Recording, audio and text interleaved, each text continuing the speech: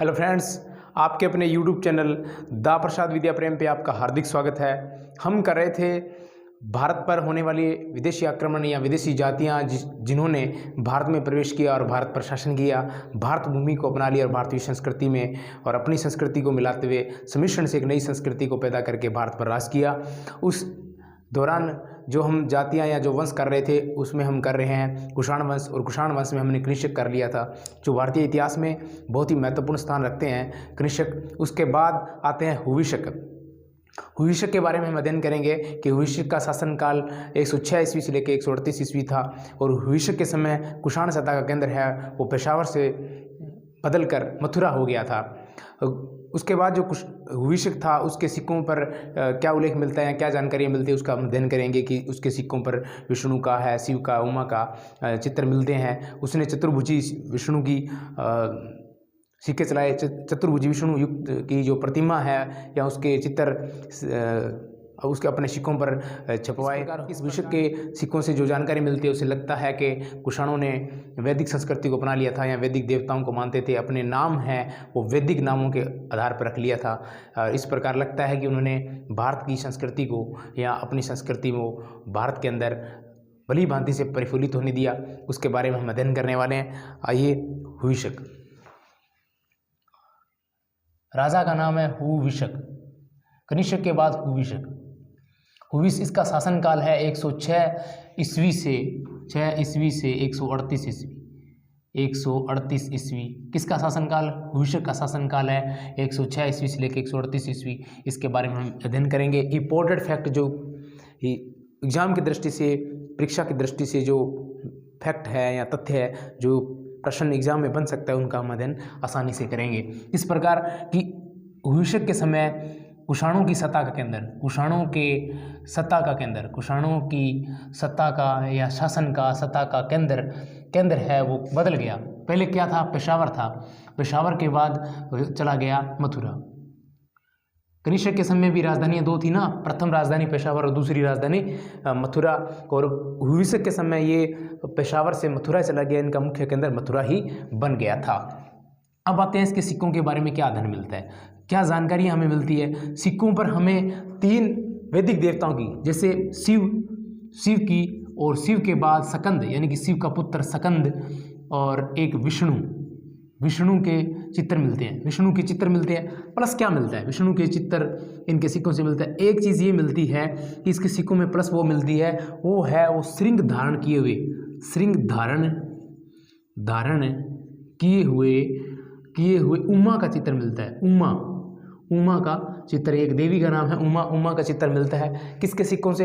हुविशक के सिक्कों से मिलता है। शिव, सकंद, विष्णु के चित्र मिलते हैं, और श्रृंग धारण किए हुए उमा, ये एक देवी है, देवी के चित्र मिलते हैं।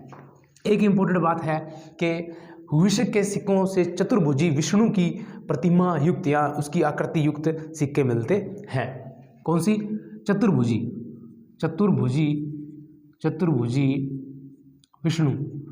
विष्णु का भी सिक्का मिला, विष्णु की आकृति का सिक्का भी मिला है। आकृति का सिक्का मिला है। किसका सिक्का? ये हुविशक का सिक्का है।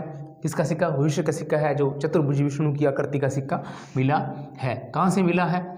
दूसरी इंपॉर्टेंट बात, इसके सिक्कों से संकर्षण व वासुदेव के चित्र मिले। संकर्षण व वासुदेव के चित्र मिले। इससे हमें ये ज्ञात होता है कि कुषाणों ने या हुविशक ने वैदिक संस्कृति को अपना लिया था। इसी प्रकार वैदिक देवता है या वैष्णव धर्म के जो देवता है उनका चित्र है उसके सिक्कों से प्राप्त होता है। संकर्षण वासुदेव के चित्रयुक्त सिक्के मिलते हैं।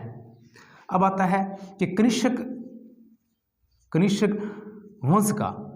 वंश का अंतिम कोई योग्य शासक हुआ। अंतिम योग्य शासक था, वो था वासुदेव प्रथम, जो हुविशक के बाद में हुआ अंतिम योग्य शासक। कनिष्क वंश का अंतिम योग्य शासक वासुदेव प्रथम था। वासुदेव प्रथम, यहाँ ध्यान रखने वाली बात है, कनिष्क वंश का अंतिम योग्य शासक वासुदेव प्रथम था, और कुषाण वंश का अंतिम शासक वासुदेव द्वितीय था। कुषाण वंश का अंतिम शासक वासुदेव द्वितीय था, लेकिन कनिष्क वंश का अंतिम कोई योग्य शासक पूछे तो वासुदेव प्रथम था। वासुदेव प्रथम था, इस बात की जानकारी हमें मिलती है। अब है कि वासुदेव के सिक्कों से हमें क्या जानकारी मिलती है, उसके बारे में हम अध्ययन करेंगे कि कनिष्क वंश का अंतिम जो योग्य शासक था वो वासुदेव था। शासक हुआ वो कौन सा हुआ था? शासक हुआ वो हुआ था वासुदेव प्रथम। और वासुदेव के जैसे मिलते हैं वो मिलते हैं, वासुदेव प्रथम हुआ और वासुदेव प्रथम के सिक्के मिलते हैं। क्या मिलते हैं? सिक्के मिलते हैं, सिक्के मिलते हैं। जिससे ये सिक्के कैसे हैं? सोने व तांबे के, सोने व तांबे के सिक्के मिले, तांबे के सिक्के मिले हैं। किसके मिले हैं? भविष्य के मिले। और इन पर वही शिव व उमा का चित्र मिलता है। तांबे के सिक्के से किसका चित्र मिलता है?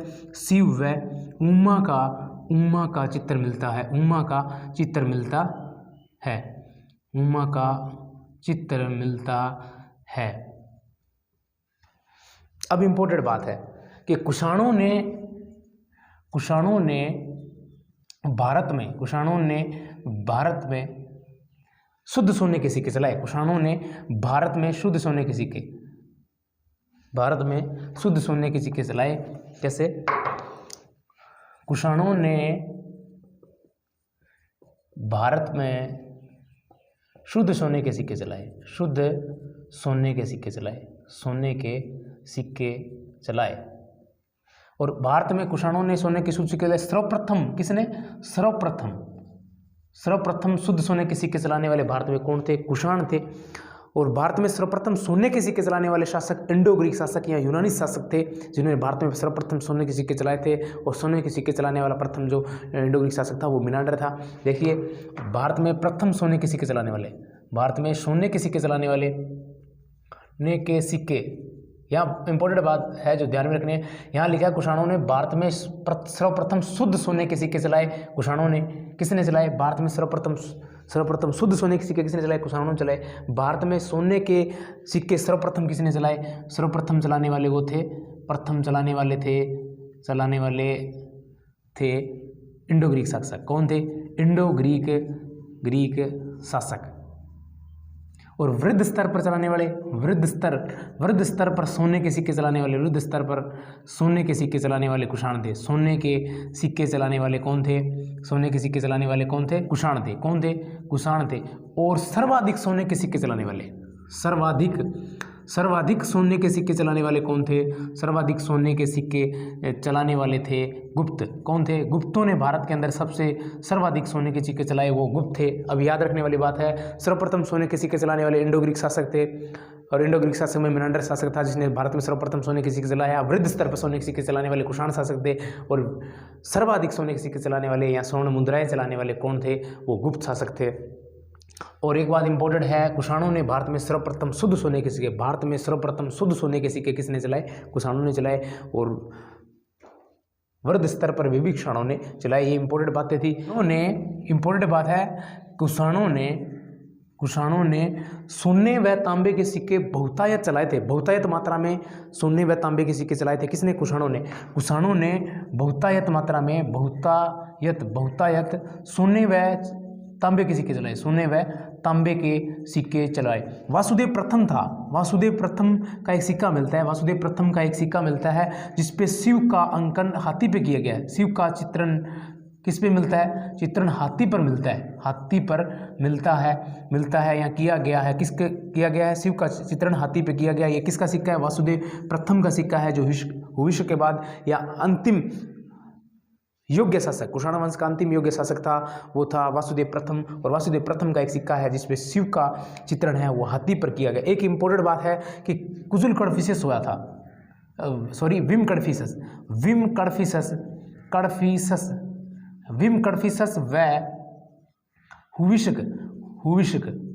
कडफिसस व हुविष्क का एक चांदी का सिक्का भी मिला है। किसका? चांदी का सिक्का भी मिला है। एक चांदी का सिक्का भी मिला है। किसका मिला है? विम कडफिसस और हुविष्क का एक चांदी का सिक्का भी है। परीक्षा की दृष्टि से कि कुषाण वंश का अंतिम शासक, कुषाण वंश का या कनिष्क वंश का अंतिम योग्य शासक था, वो वासुदेव प्रथम था। और कुषाण वंश का अंतिम शासक था, वो था वासुदेव द्वितीय। अब लिखेंगे क्या कि कुषाण वंश कुषाण वंश का अंतिम शासक था वो कौन था? वो शासक था वासुदेव द्वितीय, वो था वासुदेव द्वितीय। इंपॉर्टेंट बात और है एग्जाम की दृष्टि से, वो है कि कुषाणों का अंत किसने किया? कुषाणों का अंत सिसेनियन वंश ने किया था। कुषाणों का अंत किया था, वो किया था सनेनियन।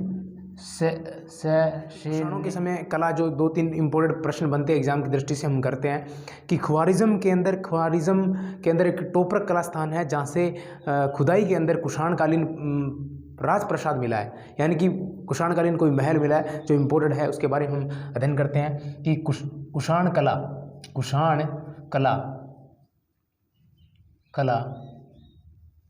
क्या है? ख्वारिज़्म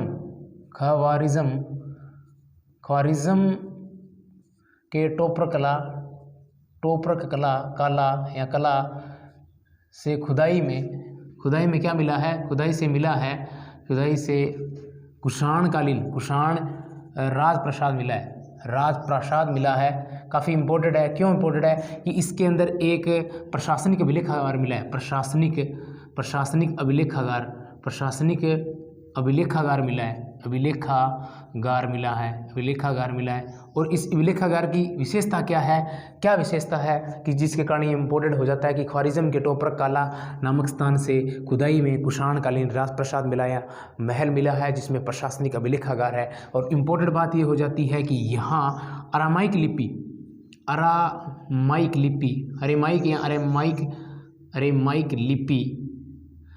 लिपि व ख्वारिज़्म भाषा के पूरा लेख मिले हैं, व दस्तावेज मिले हैं। दस्तावेज रखे हुए थे या रखे जाते थे, ये मिला है। दूसरी इम्पोर्टेंट बात वो है कि कुषाण कला के अंदर जो है कि चमड़े के जूते पहनना, लंबे कोट पहनना, भारत के अंदर जो चमड़े के जूते पहनना और लंबे कोट पहनना या पतलून का जो प्रचलन है वो कुषाणों काल में हुआ था या कुषाणों के कारण हुआ था। चमड़े के जूते,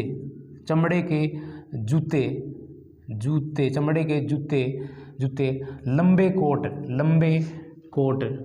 कोट, पतलून का प्रचलन है वो कुषाण काल में हुआ। प्रचलन कहाँ से हुआ था? कुषाण काल से हुआ था। अब इम्पोर्टेंट बात है कि जो कुषाणों के सिक्के हैं, कुषाणों के सिक्कों से शासकों को जो दिखाया गया वो लंबे कोट में दिखाया गया, इसी प्रकार जूते या पतलून पहने हुए दिखाया गया है। इम्पोर्टेंट बात है कि जो कुषाणों के सिक्के हैं, कुषाणकालीन सिक्कों में